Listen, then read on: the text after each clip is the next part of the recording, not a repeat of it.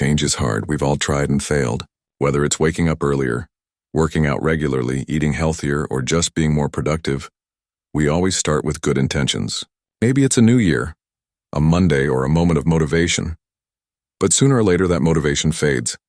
And the habit? If this sounds familiar, you're not alone. James Clear knows this struggle, and in his groundbreaking book Atomic Habits, he explains why we fail, and more importantly, how to actually change our behavior for good. The book isn't about huge overnight transformations. It's about small things, tiny things, atomic-level changes. Because James believes this. If you can get just 1% better each day, you'll be 37 times better by the end of the year. That's not magic, it's math. So let's dive into this powerful idea and understand why habits shape everything. Habits are the invisible architecture of our lives. We don't rise to the level of our goals. We fall to the level of our systems. Let that sink in. Most people set goals, but they never build the habits that support those goals. You want to write a book? That's a goal. But the habit of writing every day for 20 minutes, that's the system. You want to lose weight? A goal. But the system is preparing your meals in advance, showing up at the gym 3 times a week, and walking after dinner. Goals give direction. Systems make progress happen. James breaks the habit-forming process into 4 simple steps: cue, craving, response, and reward. Every habit, good or bad, follows this loop.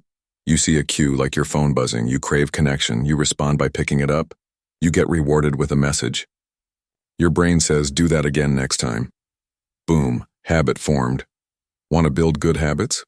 You need to make them obvious, attractive, easy, and satisfying. Want to break bad ones? Do the opposite. Make them invisible, unattractive, hard, and unsatisfying. Let's start with identity. Most people focus on outcomes. I want to lose 10 pounds. I want to make $1 million. But James says, focus on identity. Who do you want to become? A healthy person? A focused creator? A calm parent? Once you identify with that, your habits become proof of who you are. Every time you choose a salad over fries, you're not just eating healthy. You're reinforcing the identity of a healthy person. Habits aren't just about results. They are about who you believe you are. Change your identity, and the results will follow. Environment matters too. A lot. In fact, James says, your environment often shapes your behavior more than motivation ever could. Want to stop watching TV? Take the batteries out of the remote. Want to read more? Put a book on your pillow every morning. Want to eat better? Keep junk food out of sight. Make the cues for your good habits obvious and remove the cues for your bad ones. Design your space to support your goals, not sabotage them. Because you don't need more willpower, you need less temptation. Temptation bundling is another brilliant idea. Pair a habit you want to build with something you already enjoy. Like this. Only listen to your favorite podcast while exercising. Or watch Netflix only while folding laundry. You're tricking your brain into craving the new habit because it comes with a reward. This makes the behavior more attractive, which increases your chances of sticking with it. Your brain likes pleasure. Use that to your advantage. Even set up consequences like donating money to a cause you dislike if you slip up. Pain is a strong motivator. Social environment matters more than we think. We tend to imitate the habits of 3 groups: the close, family and friends, the many, social norms, and the powerful, people we admire. If you want to build better habits, surround yourself with people who live the way you want to live. Join groups that support your goals. Want to get fit? Hang out with people who work out. Want to write more? Spend time with other writers. We become like the people around us, for better or worse. Let's talk about advanced tactics now. One of them is the Goldilocks rule. It says that humans experience peak motivation when working on tasks that are just the right level of difficulty. Not too easy, not too hard. If your habit is too easy, you'll get bored. Too hard, you'll get discouraged. But if it's just challenging enough, you'll stay engaged. So once a habit becomes routine, find ways to upgrade it slightly. Push yourself, but not too much. That's how you stay in the zone. Another tactic is the idea of reflection and review. Every few weeks or months, look back. Ask, what's working? What's not? What habits are helping me become who I want to be? Which ones are holding me back? Adjust. Refine. Growth is not about perfection, it's about continuous improvement. The goal isn't to never make mistakes, it's to never stop learning from them. Here's a powerful reminder. Success is not a goal, it's a system. The most successful people in the world didn't get there overnight. They weren't always the most talented, but they were consistent. They showed up again and again long after others gave up. They trusted the process, and they built their lives one small, invisible, atomic habit at a time. Think about how much time we spend chasing motivation. We watch inspiring videos, read quotes, wait for that perfect burst of energy. But here's what James Clear wants us to understand. Motivation might get you started, but it won't keep you going. What keeps you going is momentum. And momentum comes from action, even small ones. It's easy to believe we need to feel good before we act, but more often it works the other way around. We act and then we start feeling good. Progress creates passion, not the other way around. Let's go deeper into how tiny improvements compound. Imagine you improve by just 1% every day. You won't notice much in a week, maybe not even in a month, but a year later you're 37 times better. That's compounding. On the flip side, 1% worse each day makes you almost zero by the end of the year. Habits work like interest. Good ones pay off in the long run, bad ones drag you down. The scary thing is, both compound silently. You don't feel the impact immediately, but over time, they shape everything. James introduces the concept of the valley of disappointment. It's that awkward gap between effort and reward. You're putting in the work, building the habits, but the results haven't shown up yet. It's like planting seeds and checking every day to see if the tree has grown. Most people give up in the valley, but those who stay consistent, those who keep watering the seed, they're the ones who see the bloom.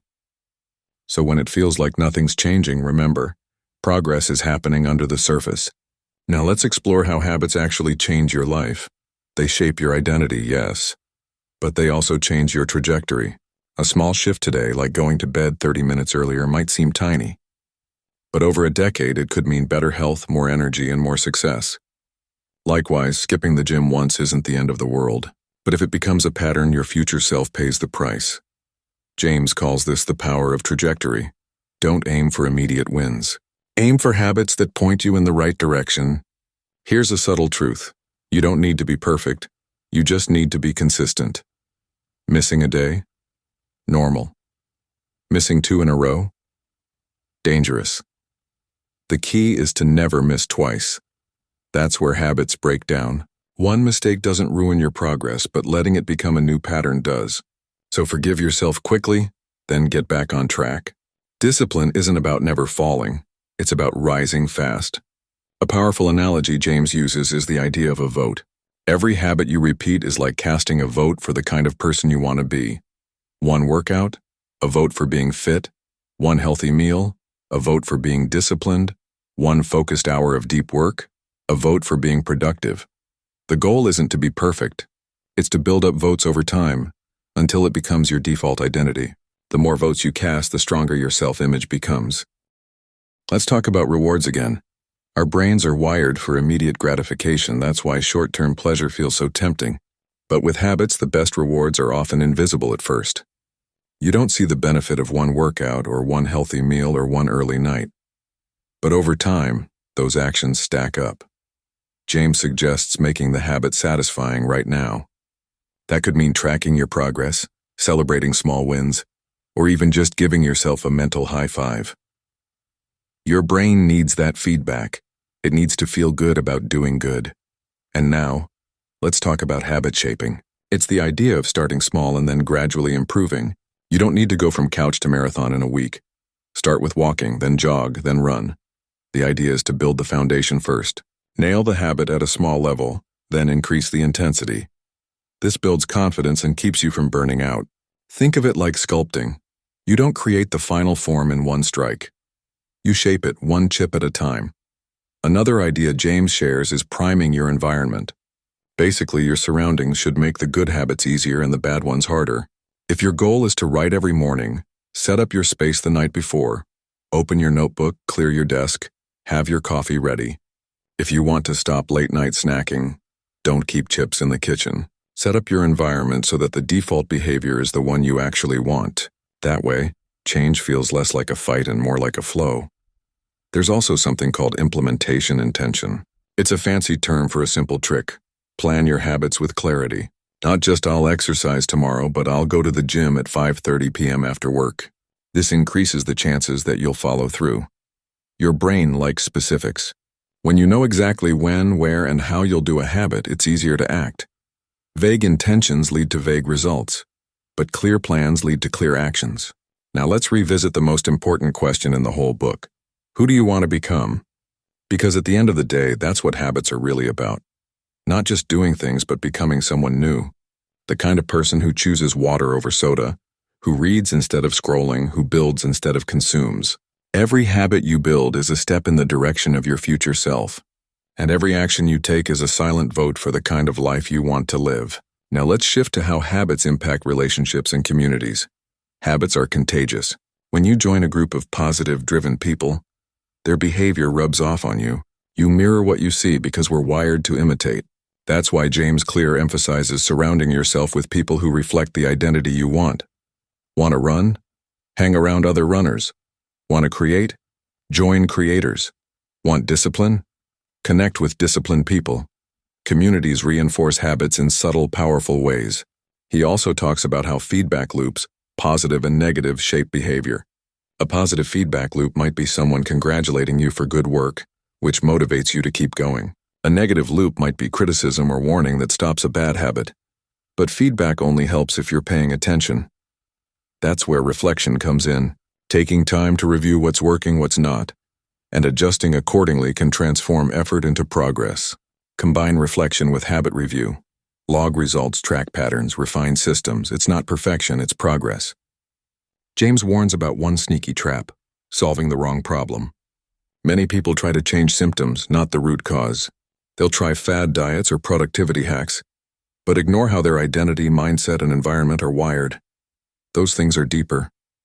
You might lose weight temporarily, but if you don't identify with being healthy, you'll revert. To make habits last, dig deep. Ask, why do I want this change? What does that say about who I believe I am? And then align your identity, your actions, and your feedback loops. Another practical idea: timing matters. James explains habit scheduling. That means slotting habits into your calendar, protecting them like appointments. Want to meditate? Block out 10 minutes each morning. Want to write? Reserve evenings for a chapter. Treat them as non-negotiable commitments, because habits built on available time get sidelined. Habits built on scheduled time become part of your lifestyle. And when you consistently show up, no excuses, you start building trust with yourself. Let's talk about advanced habit strategies. One is the habit audit. Every month, ask yourself, what habits should I drop? Which ones need tweaking? Are there habits I've simply outgrown? This audit helps you stay aligned with your goals.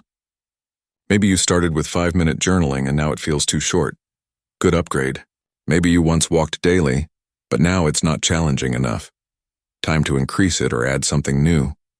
This process keeps habits fresh and aligned with who you are becoming. James also encourages experimenting. If a habit doesn't suit you, don't beat yourself up. Adjust. Everyone is unique. Some thrive on morning journaling. Others prefer silent reflection at night. Some love paper planners. Others trust digital. The point is not copying others. The point is creating your own habit architecture. One tweak at a time. One test at a time. Finding what works for you. Because the habits that survive are the ones built around your life, not the other way around. He also introduces identity validation. See, your brain constantly asks, is this the type of person I want to be? If you act like your ideal self even once, your brain says, yes, that fits. It reinforces that identity. That's why authenticity matters more than perfection. Don't wait to feel like a runner, just run. Don't wait to feel like a reader, just read. The action predates the belief, and over time the belief becomes stronger. One more technique is inversion of the laws. It's simply habit breaking turned upside down. Make it invisible, unattractive, difficult, unsatisfying. These guidelines give you precise control over behavior, but you also need to focus on the positive. Create space for what you want, not just removing what you don't. Build identity-based routines, not just rules. For example, instead of just stopping junk food, replace it with healthy options you enjoy. Instead of only ceasing binge watching, start watching with intention, or pick up hobbies that feel rewarding. James also reminds us, success is often dull. The media shows leaps and overnight wins. But real growth? It's quiet. It's time spent grinding when no one's looking. It's days that look the same. It's showing up while nobody notices. It's doing the work when there's no applause. But eventually those tiny actions add up. Habits are the compound interest of self-improvement. As the book wraps up, James gives us a final challenge. Build a system that works for decades. This means designing your habits for long-term sustainability. It means planning for seasons where motivation dips, life gets busy, or unexpected events happen. It means creating systems flexible enough to adapt. If travel disrupts your routine, have a portable version. If life gets stressful, scale back instead of stopping. Keep the core alive, even if it's smaller. Protect the essentials. Finally, he asks us to reflect on this question. What story are you telling about yourself? Because that story shapes your identity, your habits, and ultimately your destiny. Are you someone who gives up easily? Or someone who pushes through? Someone who eats mindlessly, or someone who nourishes mindfully? Someone who scrolls endlessly, or someone who creates something real? The habits you build today are the chapters of that story. And so the journey ends, but the real adventure begins. Atomic Habits shows that real change doesn't come from massive leaps or dramatic reinventions. It comes quietly, through small habits repeated consistently. It comes from choosing the right environment, stacking one behavior on another, casting little votes every day, and trusting invisible progress to do its work. It comes from becoming the kind of person who doesn't chase perfection, but values consistency, who doesn't wait for motivation, but builds momentum, who doesn't wish for change, but becomes the change they want. If you're listening to this summary with an open heart, you've already taken a step. Now keep going, one tiny habit at a time. Build the identity you want. Trust the process. And before you know it, the results will follow. You won't just read about personal growth, you'll live it. And the person you become will thank you.